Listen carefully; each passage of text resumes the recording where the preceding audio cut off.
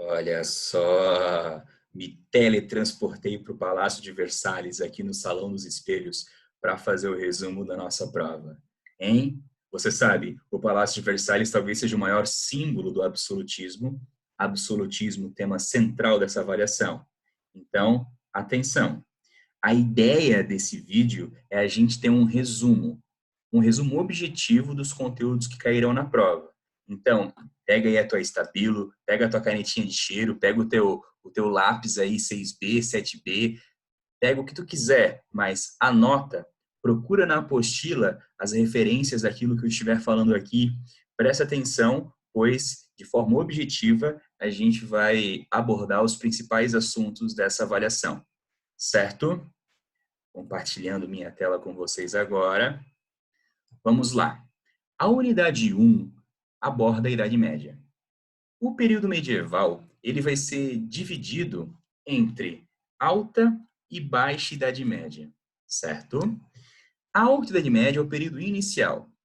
Característica principal da Alta Idade Média, feudalismo, a divisão da Europa em vários feudos. A gente fala que durante o feudalismo o poder era fragmentado ou descentralizado. Os reis tinham poder simbólico e não poder efetivo, e os senhores feudais tinham poder local mais efetivo. Nessa época, a única instituição que tinha um amplo poder sobre toda a Europa se chamava Igreja Católica. Então, a religião tinha poder sobre toda a Europa, mas os reis não tinham poder sobre todo o seu território. O poder era fragmentado, descentralizado. Durante o feudalismo, a sociedade é estamental. Significa que não há mobilidade social. A sociedade é dividida em três grupos: clero, nobreza e plebe. Clero, membros da igreja; nobreza, o rei e seus parentes; e a plebe, o restante da sociedade. Basicamente, a plebe será composta por servos, por camponeses que trabalham nas terras dos senhores feudais e têm laços de fidelidade com ele. Muito bem. Uma época de forte religiosidade. A Igreja Católica domina a mentalidade do período. Chamamos, portanto, essa época de uma época de mentalidade teocêntrica, pois a religião era utilizada para explicar absolutamente tudo. Muito bem. Baixa Idade Média. Baixa Idade Média já é o segundo período medieval. Um período com fortes mudanças. Perceba, renascimento comercial e renascimento urbano. Ressurge o comércio na Europa após as cruzadas, especialmente. As cidades que contêm comércio, não é? Que são entrepostos comerciais, começam a crescer também. E quem mora nessas cidades? A burguesia. As cidades, elas eram conhecidas como burgos, por isso os comerciantes que viviam nelas passam a ser chamados de burgueses. Precisamos lembrar que a burguesia não era muito bem vista inicialmente pelo clero e também não era bem vista pelos nobres. Porém, os nobres autorizavam o funcionamento de muitas cidades, mediante, às vezes, a pagamento de impostos, enfim, mas os nobres autorizavam o funcionamento das cidades, uma vez que eles tinham lucro também com o comércio da burguesia. Beleza? Nas cidades, a vida era completamente diferente se comparado à vida nos feudos, pois na cidade a vida era mais livre, havia mais possibilidade de crescimento social. Ah, então quer dizer que todo mundo conseguia crescer na vida? Não. Mas existia mais chances das pessoas melhorarem de vida na cidade se comparada ao campo. A vida nos feudos era imóvel. Não havia nenhum tipo de ascensão social. Beleza? Nas cidades. Muito bem. Então, veja, vida mais livre nas cidades para alguns, para essas pessoas que conseguiam ascender socialmente, crescer socialmente. Mas, para muitas pessoas, a cidade também era um lugar de exploração do trabalho, era um lugar de sofrimento, era um lugar de pouca mobilidade social. Por quê? Bom, enquanto o burguês, o dono dos negócios, conseguia crescer, digamos, na vida, a gente vai ter vários trabalhadores que participavam das corporações de ofício, que seguiam uma série de regras, que seguiam uma série de obrigações e tinham também eles muita dificuldade em melhorar de vida. certo? Muito bem. A gente vai ter, nessa época da Baixa Idade Média, o aparecimento de primeiras contundentes críticas à Igreja Católica, especialmente no ano de 1517, a mais forte delas, Martinho Lutero na Alemanha, fazendo a Reforma Protestante. Então, na Alta Idade Média, era impensável alguém criticar a Igreja Católica. No final da Baixa Idade Média, a gente vai ter um fortalecimento de críticas em relação à Igreja Católica. Acaba a Idade Média, começa a Idade Moderna, e no comecinho da Idade Moderna aparece aí Lutero fazendo a Reforma Protestante, certo? Vamos pensar que ele não faz a reforma do nada, ele faz inspirado, não é? Em vários outros pensadores que antes dele, já na Baixa Idade Média, criticavam posturas da Igreja. Muito bem. E no final da Baixa Idade Média, a gente também tem o surgimento do Renascimento cultural, um movimento que se inspira na Grécia e em Roma, no pensamento humanista, no pensamento racional, para responder às questões que a humanidade faz sobre a vida, sobre o mundo e sobre as coisas. O Renascimento cultural vai ser um movimento antropocentrista. Antropo significa homem, centrista, centro. Lembra? Acabei de falar que a Alta Idade Média tinha um pensamento teocentrista. Teo significa Deus, ou seja, Alta Idade Média, Deus no centro. O Deus era a resposta para tudo. A fé, a religiosidade eram usadas como forma de conhecimento para explicar tudo. Agora, na Baixa Idade Média, em algumas cidades, as pessoas vão desenvolver esse renascimento cultural. A mentalidade, especialmente da burguesia e de pessoas que vivem nas cidades, se tornará cada vez mais antropocentrista, ou seja, a humanidade encontra as respostas para suas perguntas usando a razão, usando a lógica, a investigação. Beleza? Então temos uma mentalidade cada vez mais humana, cada vez mais preocupada com as características humanas. Beleza? Ok. Absolutismo, unidade 2. Absolutismo a gente pode entender como centralização do poder. E como surge o absolutismo? Num resumo bastante resumido. Vamos lá. Os reis tinham poder simbólico na Alta Idade Média. Os burgueses crescem, começam a aparecer, começam a fazer cada vez mais negócios, surge o renascimento comercial, o renascimento urbano, e os burgueses, eles tinham muita dificuldade em realizar negócios na época feudal, porque cada feudo tinha um líder diferente, tinha regras diferentes, cada feudo tinha moeda diferente, cada feudo tinha leis, impostos diferentes. Era muito complicado para os burgueses fazerem negócios naquela época. Então, burgueses querem facilidades comerciais. Os reis tinham poder simbólico, eles tinham um território, mas não mandavam nele, porque o território era cheio de senhores feudais, e esses senhores feudais eram as pessoas que tinham poder efetivo. O que acontece? A vontade e os interesses do rei começam a se juntar com os interesses da burguesia. Bom, a burguesia financia os reis. Os reis montam exércitos com esse dinheiro. E com o exército nacional, o rei consegue submeter os senhores feudais. O rei consegue fazer com que os senhores feudais obedeçam sua vontade. E assim, os reis vão passar a ter poder absoluto sobre o seu território. E não mais poder simbólico. Deu para entender? O que é que os burgueses ganham com isso? Bom, o rei mandando em todo o país agora, os senhores feudais obedecendo o rei, os burgueses terão muita vantagem com isso, pois o rei determina que em todo o território nacional seja praticada a mesma moeda, a mesma lei, os mesmos impostos, as mesmas unidades de peso e medida, ou seja, essas ações facilitam o comércio para a burguesia. Então, esses dois grupos ganham muito com a centralização do poder nas mãos do rei. E aí está o Luís XIV, o maior rei absolutista que o nosso maravilhoso mundo já viu. Ele era da França e falaremos também sobre como esses reis conquistavam poder e ostentavam esse poder. Essa imagem do Luís XIV aí, ó, é uma imagem que mostra perfeitamente a ostentação do poder. Veja a espada na sua cintura, poder sobre o exército. Veja a coroa lá atrás, poder político. Veja o cetro, não é? O símbolo desse poder que ele tem. Perceba a peruca que aumenta o seu tamanho. Não está mostrando aí, mas ele está usando um salto alto. Aliás, ele impediu que qualquer pessoa tivesse um salto alto maior que o dele. Veja só, o Luís XIV queria parecer mais alto, com roupas muito bem adornadas, com fios de ouro. Enfim, a ideia dele era mostrar através da sua imagem o poder, a diferença dele para as outras pessoas.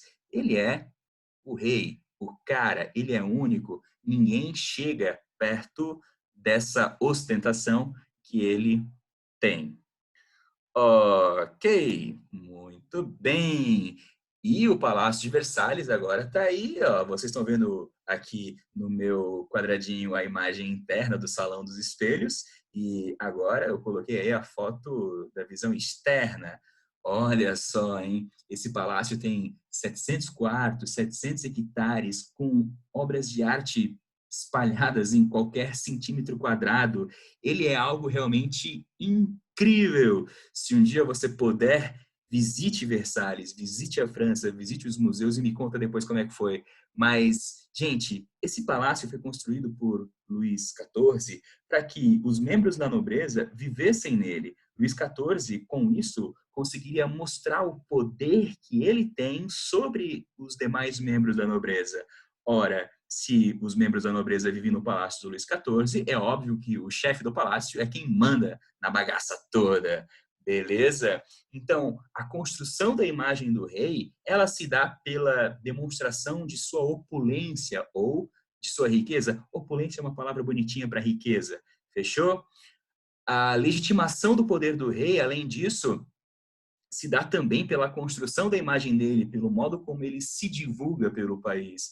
A imagem do rei estava nas moedas, enfim, ele se dizia o Rei Sol, ou seja, aquele que dá vida a todos, aquele que ilumina a todos, aquele cujo poder chega até todos. O rei também usava a fé como instrumento de legitimação de seu poder. Você já sabe que naquela época acreditava-se que o rei era escolhido por Deus e por isso as pessoas deveriam obedecer a ele. E também o rei oferecia concessões à população, festas, obras de caridade, enfim, tudo isso era utilizado para dar poder ao rei. Acabei de afirmar que naquela época acreditava-se que o rei era escolhido por Deus e um filósofo que afirma isso é o bispo Bossuet. Bossuet afirmava exatamente isso. E talvez o maior símbolo que demonstra essa situação é a cerimônia de coroação dos reis. A primeira vez que o reizinho colocava a coroa em sua cabeça, era um bispo, era um membro do alto clero quem colocava, para simbolizar que o poder do rei era dado por Deus. Bom, Bossuet afirmava que o absolutismo deve existir porque o Deus escolhe a melhor pessoa para ser rei. Deus escolhe a pessoa que vê melhor as coisas, que faz melhor as coisas, que pensa melhor, e por isso o rei deve ser rei. Ok, mas não havia apenas justificativas religiosas, havia também justificativas como a de Thomas Hobbes. Thomas Hobbes é um cara muito interessante. Frase famosa dele. Não é bem dele, mas ele tornou essa frase famosa. O homem é o lobo do homem. Ou seja, o homem é o predador da própria espécie. Se alguém precisar passar por cima de outra pessoa para garantir sua sobrevivência, isso vai acontecer. Hobbes, ele não acredita num mundo de unicórnios onde todo mundo é feliz e ama o próximo. Não, Hobbes afirma que nós somos pessoas mesquinhas, que cada um está preocupado com o seu bem e não está nem aí para os outros. Então, é necessário que exista um governo absolutista que puna as pessoas que agem com violência, que puna as pessoas que não respeitam os outros, para que possa existir uma vida em sociedade. Já que o ser humano não é tão bonzinho assim, tem que ter um governo absolutista que controle a liberdade do ser humano para tornar possível a vida em conjunto. Beleza? Muito bem, absolutismo. Quais são as características do poder absolutismo? Supremacia, o rei tem poder sobre tudo. Personalismo, a vontade do rei é ordem. Ele divulga sua imagem, a figura dele se confunde com o próprio governo.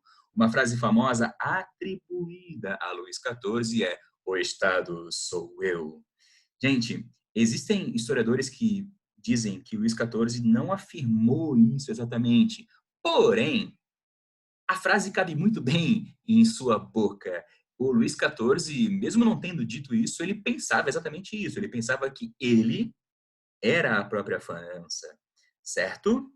Patrimonialismo.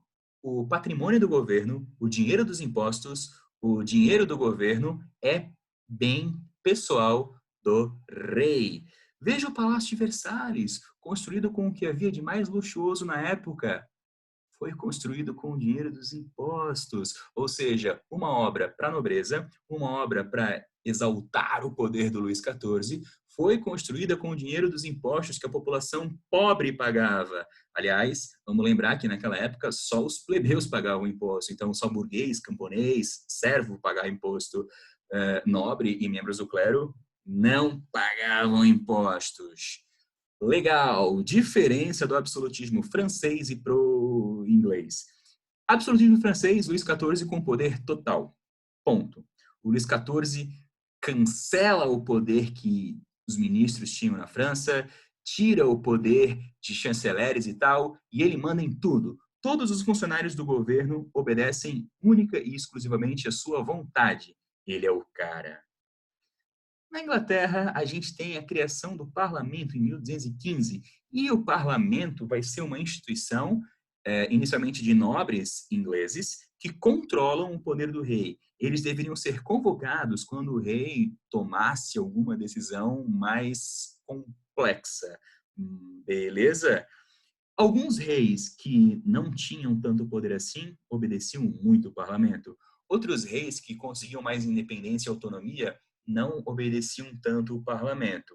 Henrique VIII é um exemplo. Henrique VIII tinha muita riqueza. Ele poderia fazer obras na Inglaterra com o dinheiro dele. Então, ele acaba não respeitando tanto assim o parlamento. Porém, ele nunca manda fechar e tal. Ele convive com o parlamento. Certo?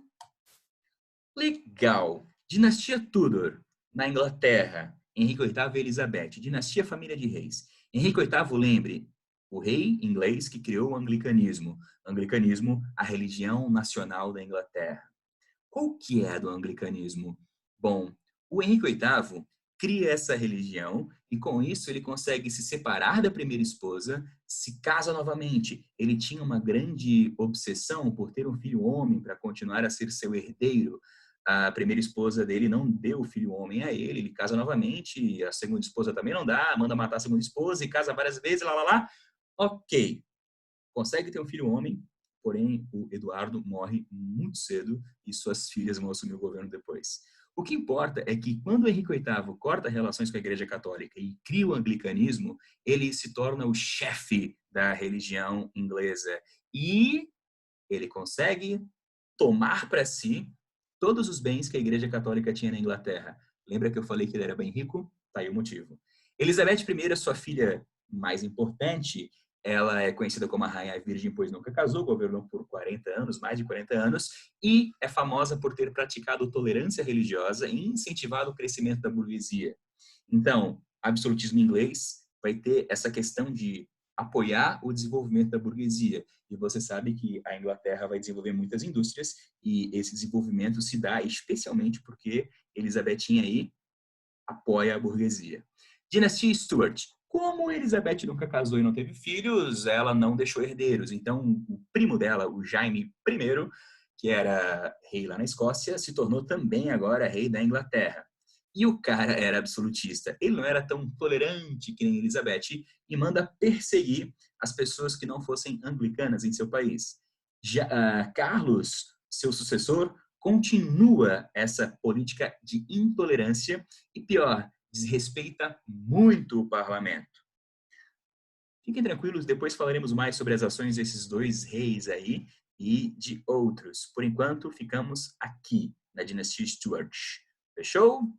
Legal! E a unidade 3, na verdade, está errado ali em cima, mas a unidade 3, mercantilismo. Resumo de mercantilismo. O rei controla a economia. Isso é o lema do mercantilismo. E aí, a gente tem algumas características importantes. Balança comercial favorável. Buscar mais lucro vendendo do que gastar dinheiro importando. Para que isso acontecesse, protecionismo, cobrar altos impostos sobre os produtos que vêm de fora para incentivar as pessoas a comprarem os produtos nacionais.